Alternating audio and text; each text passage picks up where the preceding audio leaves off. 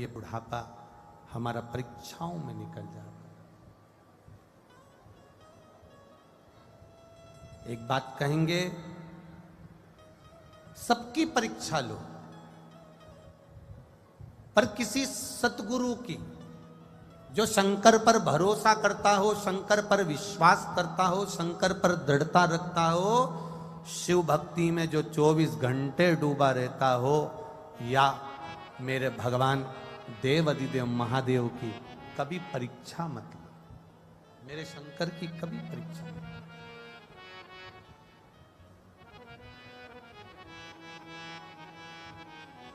मेरे शिव की परीक्षा से दूर रहिए, मेरे शंकर की परीक्षा से दूर रहिए। शिव की कभी परीक्षा नहीं लेना, शंकर भगवान की कभी परीक्षा ना, शंकर के जो भक्त होते हैं उनकी कभी परीक्षा ना।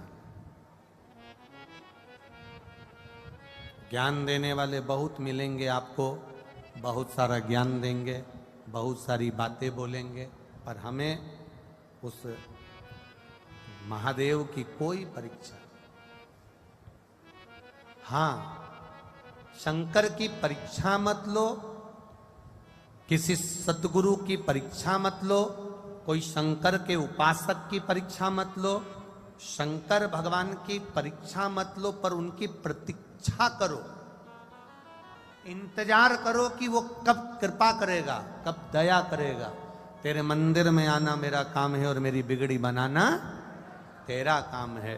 तेरी चौखट पर मैं आ ही गया, मुझे दर्शन दिखाना तेरा काम है। आप अपने जीवन काल में जिसका साथ कर रहे हो, जिसका साथ पकड़ रहे हो, उसमें आपकी स्मरणता होना चाहिए कि आप जिसके साथ में हो, उसके साथ में रहकर आप उससे क्या सीख रहे हो।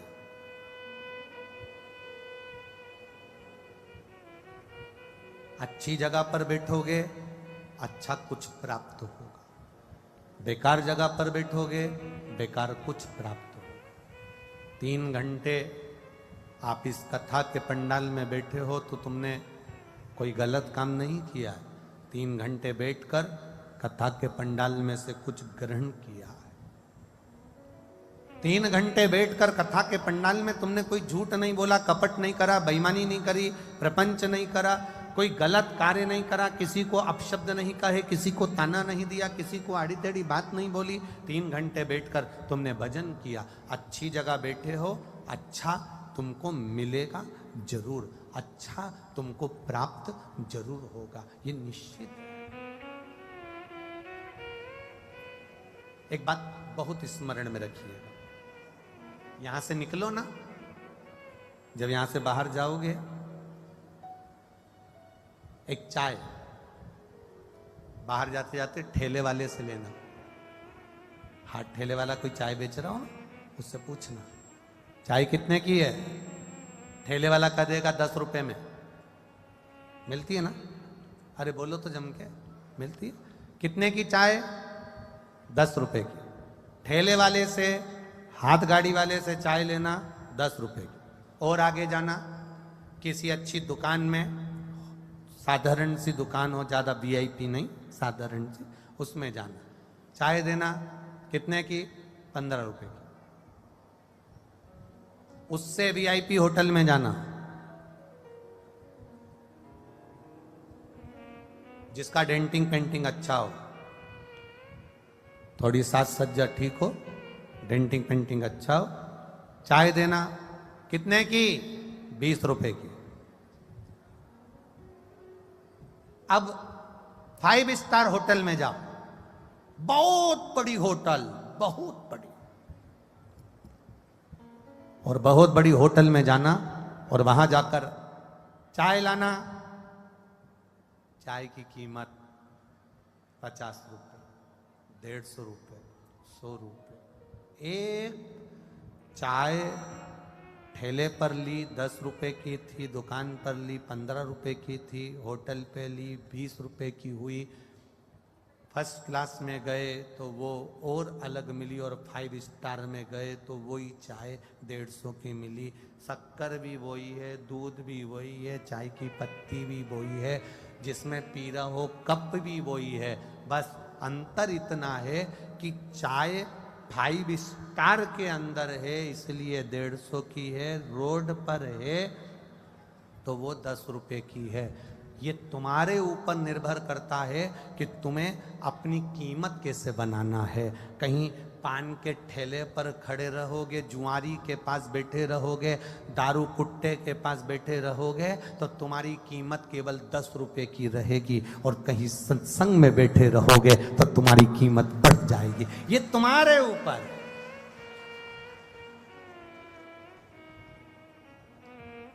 ये तुम पर निर्भर करता है। ये तुम्हारे ऊपर निर्भर करता है कि तुम किस जगह पर बैठे हो, किस स्थान पर बैठे हो, किस जगह पर बैठे हो। ये तुम्हारे ऊपर निर्भर करेगा। आप बैठे कहां हो, आप किस स्थान पर बैठे हो, यह आपके ऊपर निर्भर करता। महाराज, एक 10 रुपए की चाय साधारण से ठेले पर से 5 स्टार होटल तक चली गई। 5 स्टार होटल पर उस चाय की कीमत बढ़ गई। अर्थात हम अच्छी जगह पर अगर बैठें, सत्संग में जाकर बैठें, संकीर्तन में जाकर बैठें, भगवान की अविरल भक्ति में जाकर बैठेंगे तो निश्चित है हमारी स्वयं की कीमत मेरा देव अधिदेव महादेव बढ़ा ही देता है। ऊपर बैठने पर है हमारी कीमत, हमारी श्रेष्ठ जगह पर बैठने पर है हमारी कीमत, हम श्रेष्ठ जगह पर पहुंचे वहां से है। हमारे भगवत भजन से हमारी कीमत को आंका जा सकता है। तुम भगवान का भजन कर रहे हो, तुम स्मरण कर रहे हो। मीराबाई को कई लोग अपशब्द कहते थे, कर्माबाई को कई लोग अपशब्द कहते थे, ताना दे देते थे, आड़ा टेढ़ा शब्द कह देते थे, अपशब्दों को कह देते थे। पर मीराबाई, कर्माबाई, नामदेव, तुकाराम, प्रहलाद, ये जितने जितने शंकर के भक्त हुए हैं, इन्होंने अपनी अविरलता भक्ति को पाने का प्रयास किया। अविरल भक्ति।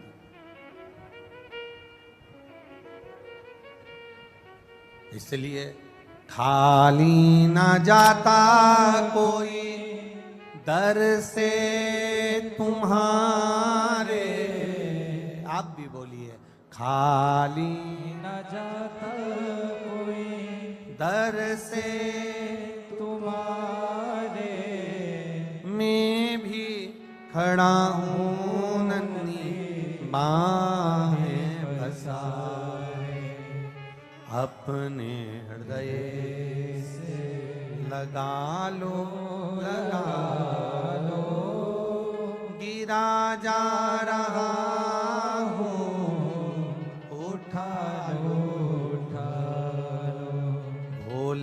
अपने दर से अब तो न टालो, गिरा जा रहा हो, उठा लो, उठा लो।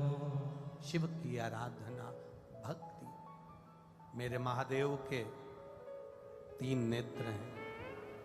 कितने नेत्र हैं? 3। आपके कितने नेत्र हैं? कितने? 2। ना ना ना ना। शंकर भगवान अगर पृथ्वी पर रहते हैं, मृत्यु लोक में मेरा देव अधिदेव महादेव अगर रह रहे हैं, तो मेरे शिव जी अगर मृत्यु लोक के देवता हैं तो उनके 3 नेत्र हैं। देव अधिदेव महादेव के 3 नेत्र हैं। तो हमारे भी कितने नेत्र हैं? 2 नहीं, 3। एक, हम अपनी अच्छाई को देखें, दूसरा हम अपने परिवार की अच्छाई को देखें, और तीसरा नहीं, हम अगर दूसरे की बुराइयों को ढूंढ रहे हैं तो हमारा करा गया अच्छा कर्म नष्ट हो जाता है। 3 नेत्र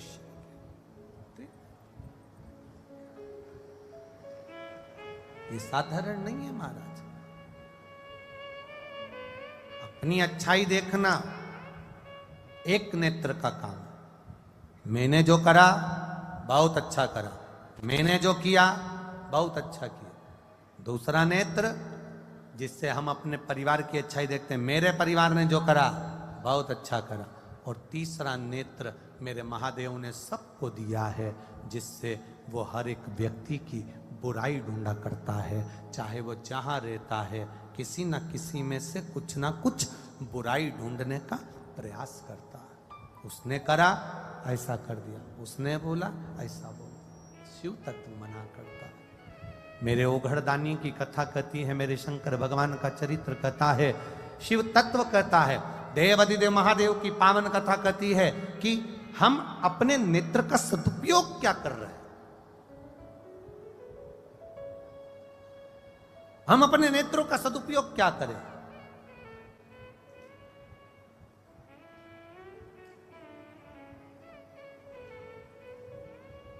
महाराज बड़ी मुश्किल से ये नेत्र मेरे देवाधिदेव महादेव ने दिए, बड़ी मुश्किल से। हम इसका उपयोग क्या कर रहे हैं। जो शरीर मिला, दो मित्र थे, दोनों मित्र शहर में गए, मकान लिया किराए से, मकान किराए से लिया, उसमें रहना चालू कर दिया। एक मित्र और दोनों मित्र रहते रहते कुछ महीने साल निकल गए, कुछ साल निकल गए, और सालों निकलने के बाद में जब साल निकलते गए एक दिन मकान मालिक आया और मकान मालिक ने कहा, दोनों से कहा मकान खाली कर दो, दोनों से कहा मकान खाली करो। अब पहला नंबर का जो मित्र था उसने तो तुरंत मकान खाली कर दिया और अपने गांव को अपने दूसरे मकान में चल दिया तुरंत। अब दूसरे नंबर का जो मित्र था उससे मकान मालिक ने कहा, चलो मकान खाली करो। उसने कहा, काय को मकान खाली करूं, 70 साल 75 साल इस मकान में रहते रहते हो गए, तो मैं मकान खाली काय को करूं, मैं मकान खाली नहीं करने वाला। 75 साल 80 साल हो गए रहते रहते मकान खाली नहीं करूं, नहीं करा। अदालत में केस चला, बाद में मकान मालिक जीत गया, मकान खाली करना पड़ा। पुलिस वाले आए, धक्का दिया, सामान फेंका, मकान खाली। एक ने तुरंत खाली कर दिया और दूसरा अपने मकान को खाली नहीं कर पाया। बड़ी बड़ी विडंबना है। एक तुरंत खाली कर देता है और दूसरा खाली नहीं कर पाता। उसी तरह दो तरह के लोग संसार में रहते हैं। एक जो भगवान की भक्ति में जुड़ा हुआ है, भगवान के स्मरण में जुड़ा हुआ है, अविरल भक्ति में लगा हुआ है, तुरंत नोटिस आया और इसने मकान खाली करा, अपने इस मकान को तुरंत खाली कर देता है और ये आत्मा परमात्मा की ओर चली जाती है। और दूसरे नंबर का मकान में रहने वाला किराएदार वो होता है, पलंग पर पड़ा है, सड़ रहा है, परमात्मा खाली कराने को कह रहा है तो भी ये मकान को खाली नहीं कर पाता, उलझा रहता है, आसक्तियों में पड़ा रहता है, आसक्तियों में पड़ा, उलझा पड़ा, आसक्तियों में पड़ा हुआ है, आसक्तियों में रमा हुआ है, आसक्तियों में समाहित है वो।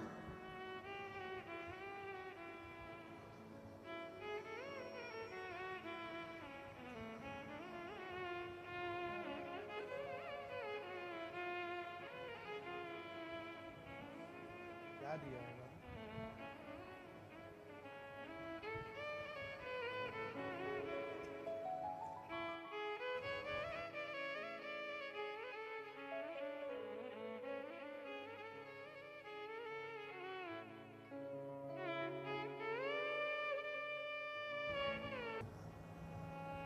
छोड़ता नहीं है। काम, लोभ, आसक्ति, तृष्णा, वासना ये व्यक्ति को पकड़ती है, खींचती है। शिव महापुराण का काम बहुत सुंदर प्रसंग है महाराज जी, ध्यान दीजिएगा। भगवान कृष्ण, दुर्योधन, अर्जुन, शकुनी, सब, भीष्म पितामह, धृतराष्ट्र, गांधारी, कुंती माता, पांडु, जितने भाई हैं पांडव सब एक साथ रह रहे हैं, कौरव जितने साथ थे सब एक साथ रह रहे, एक घर में रह रहे, एक परिवार में रह रहे। भगवान द्वारिकाधीश का आगमन भी हुआ, जाना भी हुआ, आना भी हुआ, सब मिले जुले, सब प्राप्त हुआ। पर देखिए दुर्योधन और अर्जुन में एक अंतर सबसे बड़ा था। दुर्योधन ना भीष्म पितामह से राय लेता था, दुर्योधन ना धृतराष्ट्र गांधारी से राय लेता था, दुर्योधन ना अपने भाइयों से राय लेता था, दुर्योधन ना द्वारिकाधीश से राय लेता था, दुर्योधन ना अपने गुरु द्रोणाचार्य से राय लेता था, दुर्योधन जब भी राय लेता था अपने शकुनी मामा से राय लेता था। और अर्जुन सबको छोड़कर अगर राय लेता था तो द्वारिकाधीश से राय लेता था। दोनों में अंतर है, दोनों में। एक आप बैठ कहां रहे हो, दूसरा आप राय किससे ले रहे हो, तीसरा आप भोजन कैसा कर रहे हो, ये आपके ऊपर निर्भर करता है।